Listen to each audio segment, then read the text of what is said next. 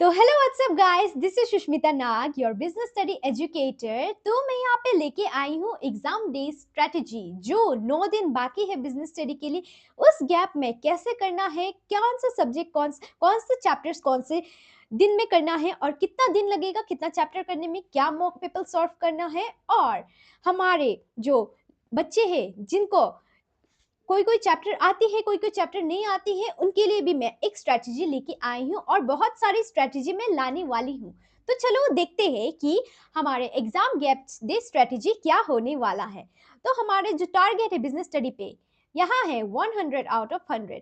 तो एटलीस्ट तुम लोग 95% प्लस ला पाओगे। ओके, तो बिजनेस स्टडी का एग्जाम गैप स्ट्रेटेजी यहाँ पे बताने वाली हूँ। तो यहाँ पे क्या है, 19 मार्च जो कि आज है। तो आज क्या करने वाले हैं, nature and significance of management और प्रिंसिपल ऑफ मैनेजमेंट, जो 2 चैप्टर है, बहुत ज्यादा इजी सब्जेक्ट और आज कंप्लीट हो जाएगा। तो आज इसका वन शॉट में करने वाली हूँ।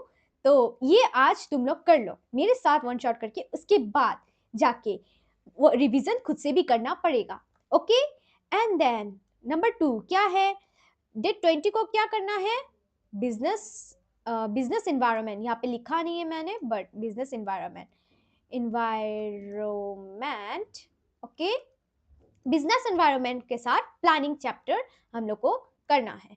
ओके, एंड देन डेट 21 को क्या करना है, staffing and organising, organising and staffing. Okay, and इसके साथ में एमसीक्यू सेशन भी लाने वाली हूँ और केस स्टडी का सेशन भी लाने वाली हूँ। ओके, इस सब का वन शॉट करने वाली हूँ। एंड इसके बाद 22 मार्च में डायरेक्टिंग एंड कंट्रोलिंग, इस सब का अगर कॉन्सेप्ट अच्छे से समझ गए, कीवर्ड्स अच्छे से याद कर लिया, तो तुम बहुत ही अच्छे से आंसर को लिख पाओगे, बहुत ही अच्छे से आंसर को प्रेजेंट कर पाओगे। अगर तुम कॉन्सेप्ट ही नहीं समझे तो कैसे लिखोगे, है ना। तो फाइनेंशियल 23 मार्च को फाइनेंशियल मैनेजमेंट करना है और फाइनेंशियल मार्केटिंग, ये बहुत ही कॉम्प्लिकेटेड चैप्टर है, बट बहुत ही आसान तरीके से इसको पढ़ना पड़ेगा और बहुत ही अच्छे से पढ़ाऊंगी इस चैप्टर को। एंड बहुत ही ज़्यादा वेटेज है इस दोनों चैप्टर का।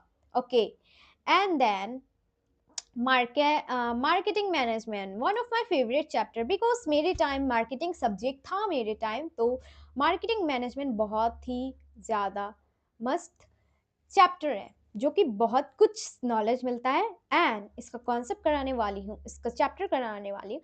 एंड 24 को कंज्यूमर प्रोटेक्शन भी करना है। ओके, ओके, एंड देन 25 को हम क्या करने वाले हैं, MCQ, assertion and reason.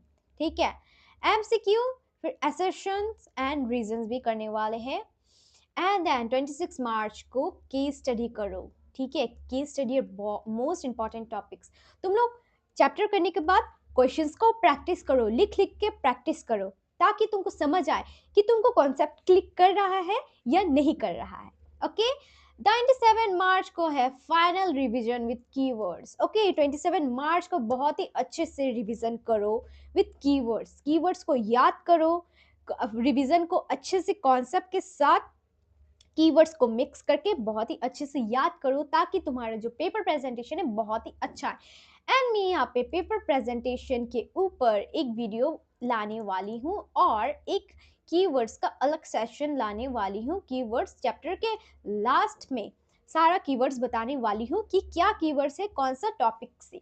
Okay, and then यहाँ पे मैं लाई हूँ, यहाँ पे जिसका कोई कोई चैप्टर नहीं हुआ है, कोई कोई चैप्टर हुआ है, इसमें मैं बताने वाली हूँ किसको क्या करना चाहिए। जो एक स्टूडेंट आता है फेज 1 में, जिसको कुछ भी नहीं हुआ है, तो वो लोग क्या करो कि पहले तो कॉन्सेप्ट को लर्न करो। ठीक है, पहले इंपॉर्टेंट टॉपिक्स और इंपॉर्टेंट कॉन्सेप्ट को लर्न करो और रिवाइज करो उसको।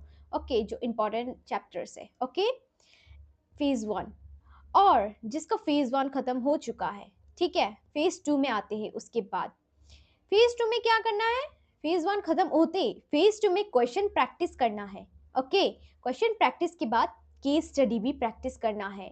ओके, बहुत ही इंपॉर्टेंट है ये। एंड देन हमारे फेज 3 में क्या आता है, phase 1 complete, phase 2 complete, phase 3।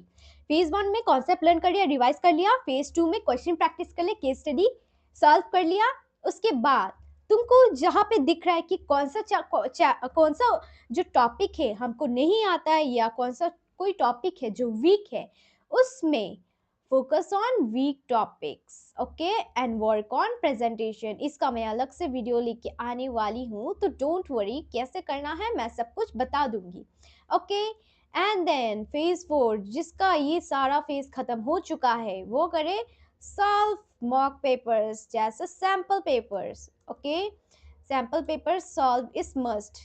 ला तुम लोग को 9 दिन मिला है, ओके। एंड बहुत ही स्ट्रेटेजिकली तुम लोग इस 9 दिन को यूटिलाइज करके सब कुछ टाइम पे खत्म किया, तो तुम सैम्पल पेपर सॉल्व करना मस्ट है, ओके। सैम्पल पेपर सॉल्व करके जाओगे तो एग्जाम में ऐसा लगेगा ये तो मैंने पहले किया हुआ है, ये मेरे को आता है, और तुमको आंसर लिखने में बिल्कुल भी प्रॉब्लम नहीं होगी, ओके। देन यही था तुम्हारा स्ट्रैटेजी, ओके गाइस। तो मैंने जो बताया है ये स्ट्रैटेजी बिल्कुल फॉलो करना, तुम्हारा बहुत ही अच्छे से हो जाएगा, ओके। तो इसके साथ गाइस बहुत ही अच्छे से अपने टाइम को मैनेज करना और इस एग्ज़ाम गैप डेज को बहुत ही अच्छे से मैनेज करना, ताकि तुम अपने 90 प्लस अपने एम तक पहुंच पाओ। बिजनेस स्टडी ही बहुत ही अच्छा जो सब्जेक्ट है, ईजीएस्ट सब्जेक्ट है, जिससे तुम 90 प्लस तक पहुंच पाओगे। तो मिलते हैं मेरे नेक्स्ट क्लास पे, हम मेरे जो क्लास होगी उसमें मिलते हैं। Thank you for watching, thank you.